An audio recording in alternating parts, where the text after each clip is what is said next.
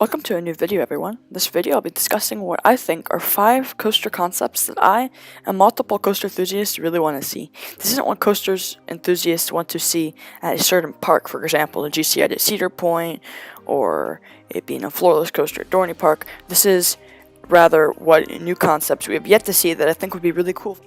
I might make another video on what parks should get what. Without further ado, let's jump right into number 5. So for number 5, I have a new and improved modern-day suspended coaster. I think the era suspended loopers were a bit ahead of their time, as well as a new concept, and rapidly outdated by B&M's inverts and Vecoma's SLCs. But for the few years of glory they had, I could see a modern manufacturer take this concept to a whole new level. While this may not seem like an entirely new idea, I think what Intamin, Vekoma, B&M, or any other manufacturer could do with this would add a new layer of uniqueness. Inversions on a coaster like this would be very intense. I could also see interesting, intense drops and maneuvers, as well as the new Vekoma family concept, which not only looks fun, but also like a great family attraction. Number 4 is a roller coaster I think a lot of people want to see. It's a Mack Giga Coaster. Modern day Mack coasters getting super high reviews. I'd love to see this concept somewhere in Europe or America. What's great about this concept is that it's one of the more likely concepts on this list. The way I'd imagine it, it would be a larger version of DC Rivals. Think of it as a Skyrush to Intimidator 305 sort of ratio. What's great about this concept is it has lots of possibilities like inversions, a massive airtime hill, possibly a launch, etc. But number 3 is a single rail Giga. This is one that's talked about a lot. I definitely think it's possible. I would actually rather see a hyper for a few reasons. I'll actually probably be making a video about that, so stay tuned.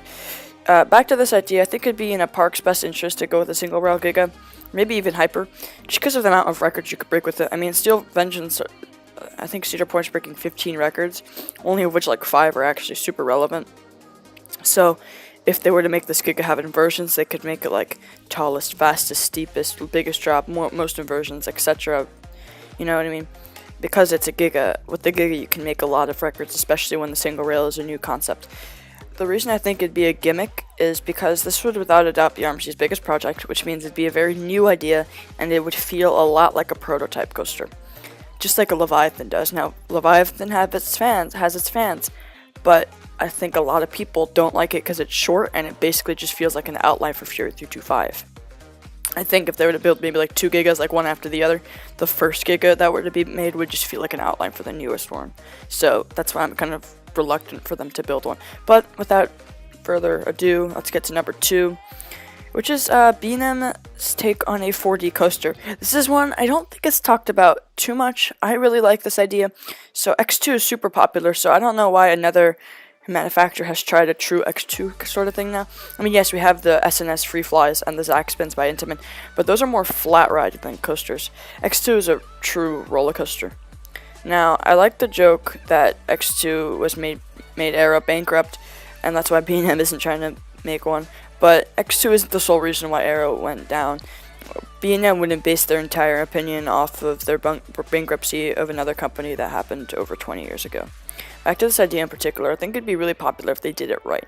If it followed a similar chemistry than X2, I think this idea could have the potential to be top 10 elite coaster. Number 1 is actually multiple roller coaster. It's more B&M launch coasters. So B&M has 2 launched roller coasters: Incredible Hulk at Islands of Adventure and Thunderbird at Holiday World in Indiana. Thunderbird has received nothing but positive reviews, and Hulk is a pretty popular attraction as well. Hulk has a riptire launch, which I don't think B&M would use anymore, but T-Bird uses a true launch. While this might not seem B&M were to apply launch mechanisms to their inverted coaster model, flying coaster model, floorless coaster model, and so forth, I think good things would happen, not only for the industry, but also B&M in particular. Anyway, that's the end of this top 5. I hope you enjoyed. If you did, please press that like button and subscribe for more videos like so. My name is Coaster Cupcake, and I will see you all in the next video.